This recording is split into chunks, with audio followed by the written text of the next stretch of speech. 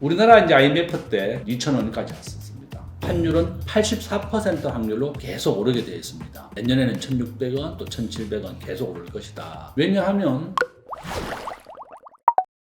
안녕하십니까. 저는 세종대학교 경영학과의 김대종 교수입니다. 만나 뵙게 되어서 굉장히 반갑습니다. 이제 우리 대한민국은 무역 의존도가 75%입니다. 전 세계에서 두 번째로 높은데요. 한국은 수출과 수입으로 먹고 사는 나라입니다. 이재명 대통령이 당선된 지 이제 한 달이 좀 넘었는데 지금 추경을 40조 원 했습니다. 아마 이제 돈이 시중이 많이 풀릴 겁니다. 사람들이 돈이 많아지게 되면 물건을 사려고 합니다. 그러면 물건 가격이 오르게 되거든요. 이것을 인플레이션이라고 부릅니다.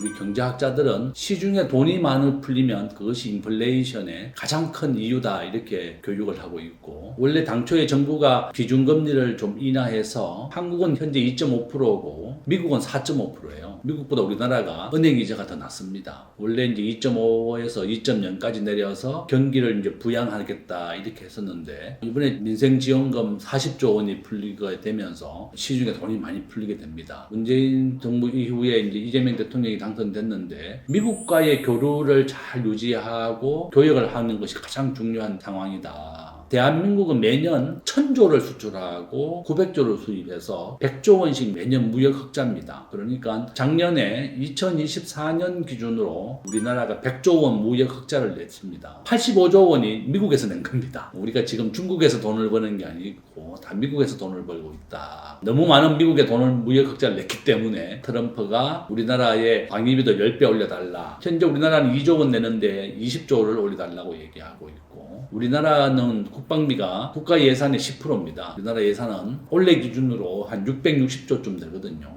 국방비는 66조 정도 됩니다. 매년 국가 예산의 10%가 이제 국방비로 나가고 있다 이렇게 보시면 되겠고, 이재명 대통령은 경제를 살리는 것이 가장 중요하다. 저는 이번에 이제 정부의 부동산 대책을 보면서 걱정은 좀 많이 됩니다. 문재인 대통령 시절에 대출을 안 해줘서 집값을 잡겠다는 것이 이제 수요 억제를 통해서 집값을 잡겠다는 정책이었는데 결론은 실패했습니다. 문재인 대통령 때 집값이 한 103% 정도 올랐어요. 아마 이제 6개월 정도가 뒤가 되면 효과가 없어진다 이렇게 알려지고 있습니다. 문재인 대통령 때도 똑같은 상황이었습니다. 저는 아마 이제 이재명 대통령도 집을 빨리 지어서 집값을 잡겠다는 정책을 해야 되는데 대출을 안 해주고 집을 못 사게 해서 집값을 잡겠다 이런 정책이 저는 성공하기 어렵다. 주택이라고 하는 것은 꾸준하게 공급을 해야 됩니다. 아파트라고 하는 것은 짓는데 5년에서 15년 정도 걸립니다. 재건축은 평균 15년, 일반 주택은 한 5년 정도 걸립니다. 빌라는 6개월이면 지을 수 있습니다. 우리나라 국민은 한 65%가 아파트에 살고 있고 20%가 빌라에 살고 있고 단독주택 이런 데 살고 있고 나머지가 이제 옵스텔 이런 데 사는데, 국민들이 가장 선호하는 아파트가 65%나 차지하는데 공급 계획을 발표하지 않고 대출만 억제하는 정책은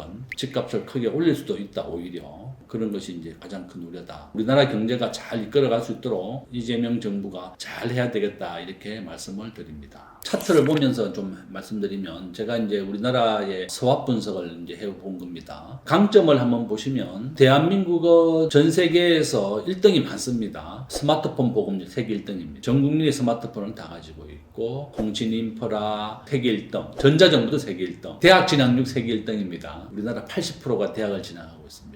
제조업은 세계 5위에, 근데 금융은 세계 한 35위로 굉장히 약합니다. 저는 이제 금융이 세계 35위이기 때문에 우리나라가 외환위기가 또 올 수도 있다 이렇게 항상 우려를 하고 있습니다. 그 밑에 보면 약점에 고임금, 고물가 이제 되어 있는데, 아마 환율이 지금 7월 23일 오늘 기준으로 1,400원 정도 왔습니다. 아마 이제 트럼프의 관세 정책이 되면 될수록 환율은 84% 확률로 계속 오르게 되어 있습니다. 올해 1,400원, 1,500원, 내년에는 1,600원, 또 1,700원 계속 오를 것이다. 저는 그렇게 보고 있고요. 제가 이제 뒤에서 보여드리겠지만, 지난 1960년대부터 지금까지 한 70년 동안 환율을 추세를 보여주는 겁니다. 결론은 우리나라 환율이 굉장히 우상향하고 있고 계속 오르고 있는 추세다 이렇게 보시면 되겠고, 한국은 에너지를 100% 수입하는 나라입니다. 강력한 노조가 있고, 또 우리나라는 이제 우버가 다 금지되어 있습니다. 대한민국의 발목을 잡고 있다. 택시기사들이 반대해서 한국은 우버가 금지되어 있습니다. 또 법인세 좀 걱정입니다. 이재명 정부가 지금 법인세를 올리려고 그래요. 27%로. 과거로 지금 돌아가고 있습니다. 미국은 현재 법인세가 21%입니다. 세계 평균이 21%인데 싱가포르는 17%고 아일랜드는 12%입니다. 세금을 낮춰서 전 세계의 기업을 자국으로 불러들여서 일자리를 만드는 게 지금 미국과 아일랜드의 성공의 모델입니다. 트럼프 대통령이 관세를 올려달라고 하는 것은 미국의 일자리를 만들어 달라는 겁니다. 관세를 물지 않으려면 미국에 와서 공장을 지어라.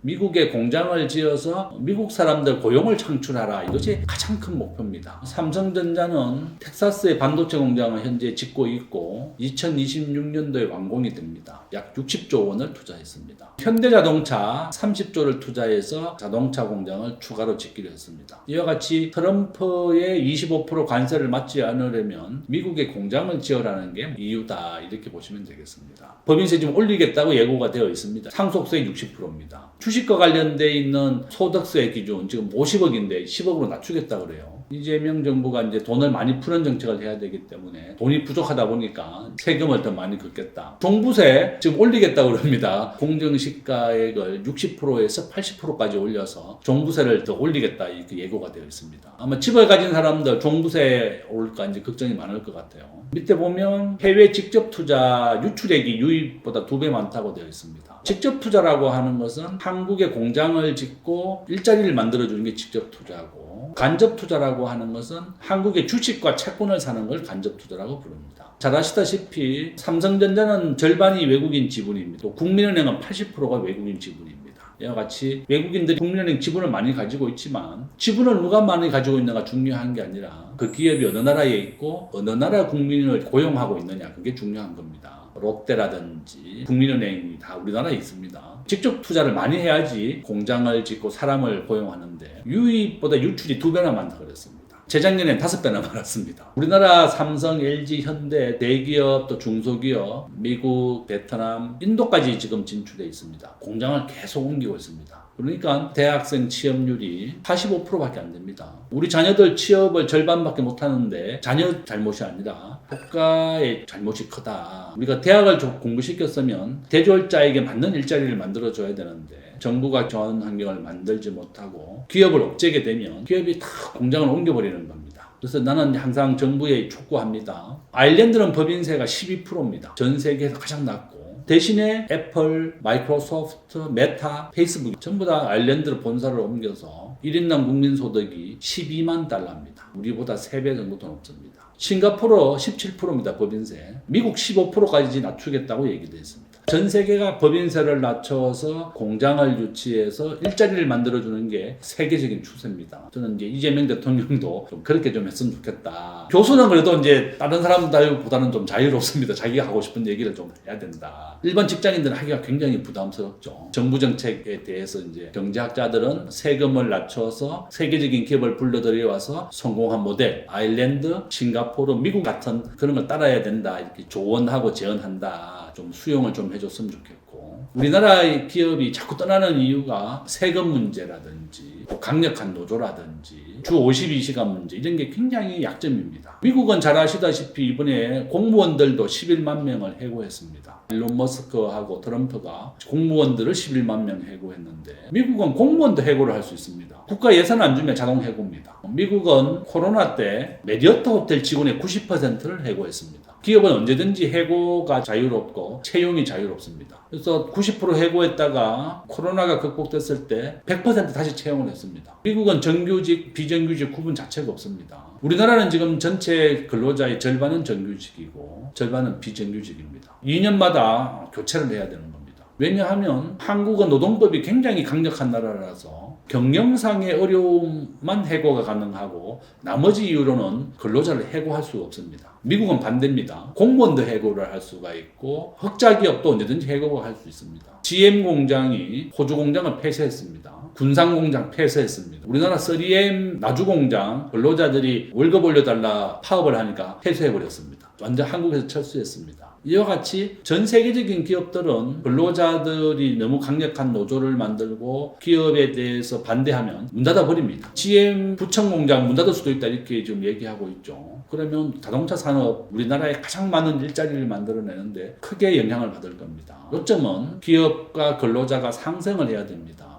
우리나라의 민주노총, 한국노총이 전체 근로자의 한 10%밖에 안 됩니다. 이 사람들이 한국의 노동정책을 끌고 가고 있는 겁니다. 지금 뭐 노란봉투법, 상법 개정안, 정작 기업을 옥죄고 있습니다. 법인세도 올리겠다고 하고 우리나라 기업이 더 미국으로 나가고 베트남으로 옮기면 일자리가 더 없어진다 이렇게 보고 있습니다. 대신에 기회는 또 있습니다. 오른쪽에 보시면 모바일이 95%를 차지하고 있고 온라인의 시대다. 그 다음에 이제 글로벌 시가총액 미국이 60, 한국은 1.5%밖에 안 된다. 부동산도 90%. 밑에 보면 위험 요소, 외환위기 또 온다 내가 써놨습니다. 현재 우리나라는 통화 스와프가 두 개 다 지금 종료가 됐습니다. 한미 통화 스와프 600억 달러, 한일 통화 스와프 700억 달러가 없습니다. 한일 통화 스와프는 100억 달러만 2024년에 체결되어 있습니다. 환율이 계속 오르고 있는 이유가 바로 이런 이유다 말씀을 드리고 한국 경제가 국가 부채 비율 현재 50%지만 공기업 부채를 포함하면 100%가 넘습니다. 현재 우리나라도 그렇게 재정을 방만하게 해서는 안 되고 아르헨티나가 12번째 반복돼서 파산을 했고 2025년 기준으로 현재 10개 나라가 IMF 지원을 받고 있습니다. 스리랑카, 파키스탄, 바레인 이런 나라가 포함되어 있습니다.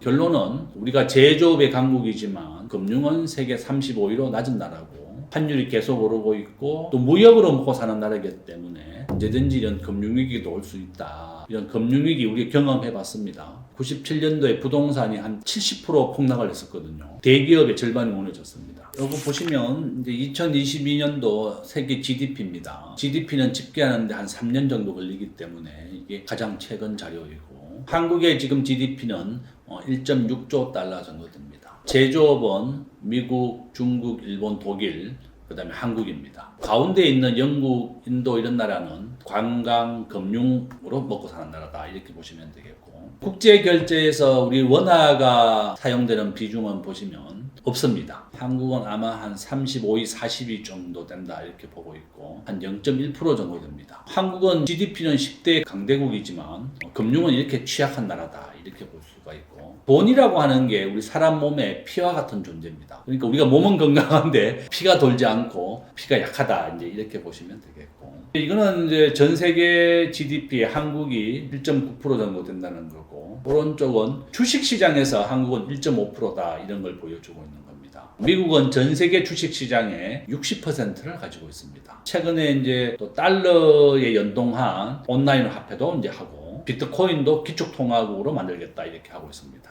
자, 이게 이제 제일 중요한 차트입니다. 제가 97년도 IMF를 직접 경험했었고 왜 우리나라가 망했느냐 연구를 한 게 바로 이겁니다. 한국은행은 현재 우리나라가 세계 12위의 외환보유국이다 이렇게 얘기하면서 걱정하지 마라 이렇게 안심을 시키지만 한국의 GDP 대비 외환보유고는 20%밖에 안 됩니다. 4,090억 달러이고 아시아의 97년도 외환위기를 겪지 않았던 대만, 홍콩은 보는 바와 같이 국가 GDP의 75%를 가지고 있습니다. 대만이 우리나라와 가장 비슷한 산업구조를 가지고 있고 반도체로 먹고 사는데 대만도 지금 중국과 분단국가인데요. 이렇게 스스로가 국가 GDP의 75%를 비축하고 있는 겁니다. 바로 이런 이유 때문에 대만은 97년도에 외환위기를 겪지 않았습니다. 또한 환율도 한국보다 굉장히 안정되어 있다 이렇게 볼 수가 있겠고 러시아 지금 전쟁을 하고 있는데 외환보유고가 35% 비축해놨습니다. 이와 같이 외환보유고를 쌓고 난 다음에 전쟁을 했습니다. 러시아도 마찬가지다 이렇게 볼 수가 있습니다. 그다음 거 한번 보시면 우리나라의 이제 적정한 외환보유고는 국제결제은행이 현재보다 2배 이상 더 쌓아야 된다 이렇게 2004년도에 제안을 했습니다. IMF도 우리나라에 7천억 달러가 있어야 된다 이렇게 제안을 했습니다. 지금 아르헨티나 12번째 파산했다 그랬습니다. 외환위기는 계속 반복되어 일어납니다. 한국도 예외가 아니다 저는 그렇게 보고 있고 한국은행의 외화자산은 어디에 쓰느냐 이게 정부채가 미국의 정부채권입니다. 우리나라가 4천억 달러 가지고 미국의 정부채권을 36% 사놨다 그 얘기고 현금은 현재 4% 있다. 당장 한국은행에 동원할 현금 자체가 없다. 이제 이게 원달러의 회계 분석입니다. 현재 우리가 82% 확률로 계속 상승하고 있습니다. 제가 아까 84%라고 한 것은 더 최근 자료를 반영하니까 84%까지 올라오더라고요. 지금 환율은 계속 1,400원대입니다. 1,350원까지 좀 떨어졌었지만 올연말이 되면 아마 1,400원, 1,500원 갈 겁니다. 1,600원 내년에 계속 오릅니다. 아마 이제 환율이 1,600원 넘어서게 되면 바로 외환위기의 징조가 오는 것이다. 환율이 급등하게 되면 우리 원화의 가치가 떨어진다는 겁니다. 바로 그것이 외환위기의 가장 좋은 신호고, 현재 터키, 아르헨티나는 국가이자 연 100% 줍니다. 국가가 망했기 때문에. 우리나라 이제 IMF 때 이자가 30% 있습니다. 지금 아르헨티나는 100% 정도 줍니다. 터키 한 29%까지 올라섰습니다. 러시아도 마찬가지고. 국가가 파산 위기에 직면하게 되면 은행 이자를 30%씩 주고, 원달러 대비 달러에 대한 그 교환 비율도 급격하게 하락을 하게 되는 겁니다. 원달러 가치가 얼마나 되느냐? 저는 1,500원을 넘어서게 되면 그게 위험하다 이렇게 보고 있습니다. 우리가 2008년도에 1,600원까지 갔었고, IMF 때는 2,000원까지 갔었습니다. 2008년도 이명박 대통령 때인데요. 그때는 강만수 기재부 장관이 미국에 뛰어가가지고 살려달라 한국을 이렇게 해서 한미 통화 스와프를 600억 달러를 미국이 해줬습니다. 모기지 사태로 인해서 미국이 원인을 제공했기 때문에 한국을 포함해서 전 세계에 통화 스와프를 맺어줬습니다. 그것이 종료가 된 게 문재인 정부 때 종료가 됐고, 지금도 연장을 해주지 않는 겁니다.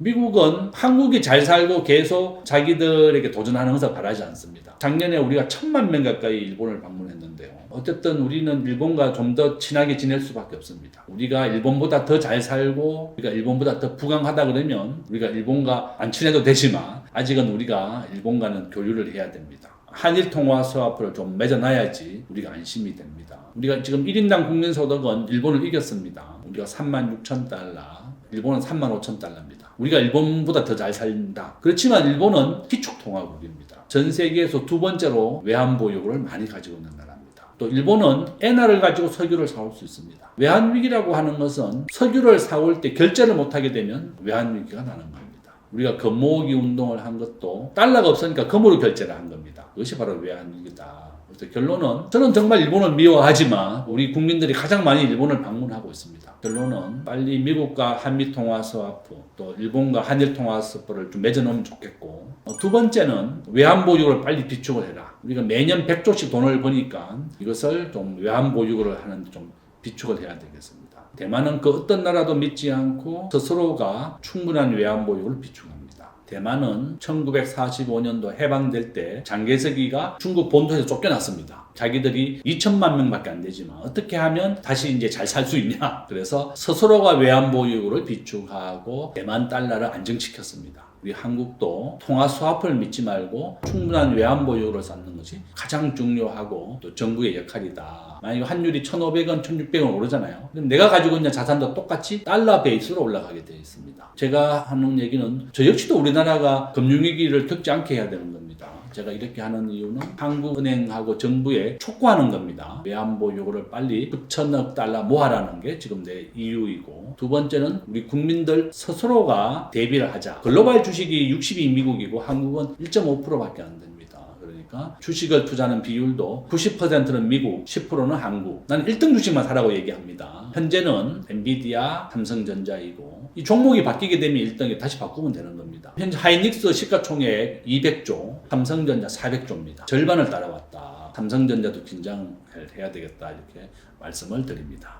저는 가능성이 높다. 우리가 외환보유고를 비축하지 않고 지금도 한국은행이 이제 국내 세명을 하지 못하고 있습니다. 다행스럽게 우리 국민들이 미국 주식을 많이 가지고 있습니다. 기업도 많이 가지고 있고 개인도 가지고 있고. 그렇지만 국가는 현재 만약에 석유를 사올 때 이런 추세라 그러면 달러가 부족해질 수도 있습니다. 우리나라가 이제 순수하게 대외 채권국이다. 우리가 돈을 빌려온 것보다 우리가 빌려준 게 더 많다 이렇게 얘기하고 있습니다. 97년도 IMF 때도 똑같은 상황입니다.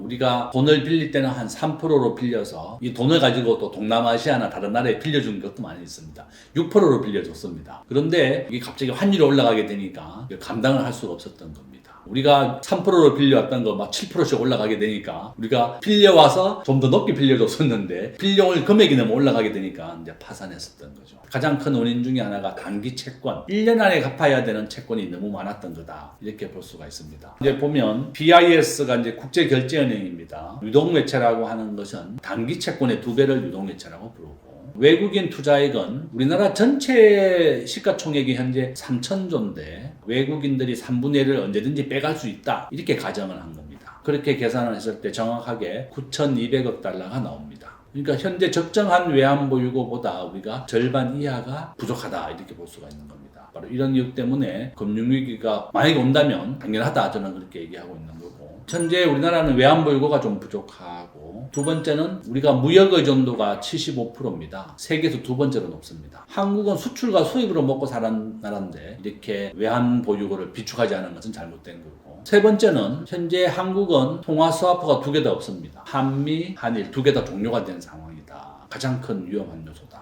그래서 우리가 미국과 일본을 믿지 말고 우리 스스로가 대만처럼 외환보유고를 쌓는 것이 가장 좋은 겁니다. 97년도 제가 이제 그 당시에 경험을 해보면 우리나라의 대기업의 절반이 망했습니다. 잘 알고 있는 대우라든지 기아, 미도파 백화점 다 망했습니다. 우리가 알고 있는 우리은행 5개의 은행이 파산한 겁니다. 뭐 상업은행, 하늘은행 뭐 이런 은행이 합쳐져서 우리은행이 됐고 외환은행이 하나는 이제 합병이 됐는데 또 외환은행 다니는 사람들 얘기 들어보니까 아주 억울하게 됐다고 그럽니다. 결론은 우리가 97년도 IMF 때는 일본이 가장 먼저 우리나라에 단기 채권을 팔면서 일본과 미국이 시작했습니다. 국제금융시장은 전쟁하고 똑같습니다. 영원한 우방국이 없습니다. 우리나라를 지켜주지 않습니다. 미국이 우리나라를 지켜줄 것 같나요? 전혀 아닙니다. 한국이 미국 경제를 따라오고 미국에 도움이 안 될 것 같으면 언제든지 미국이 한국을 파산시킬 수도 있는 겁니다. 그래서 우리 스스로가 대비를 해야 된다. 충분한 외환보유고가 제일 중요하고 이것을 막기 위해서는 이 두 강대국과 우리가 통화스와프를 맺어라. 일본과는 우리가 가장 미워하면서 가장 많이 방문하는 나라입니다. 또 일본과도 통화스와프를 맺는 것이 중요하다. 저는 그렇게 보고 있습니다. 결론은 우리가 금융위기를 오지 않게 정부가 좀 철저하게 대비해달라. 또 우리 개인은 정부만 믿지 말고 내가 가진 여윳돈은 꼭 미국의 1등 주식을 사라. 저는 뭐 엔비디아를 사라는 게 아니라 미국의 시가총액 1등을 사면 상대적으로 가장 안전하다. 이렇게 말씀을 드립니다. 은행 이자보다도 집값이 더 빨리 오른다 그러면 대출을 받아서 집을 사야 되는 겁니다. 근데 지금 정부가 6억까지밖에 대출 안 해주겠다 이렇게 묶어놨죠. 어떻게 인구가 감소하는데 집값이 오르느냐 하면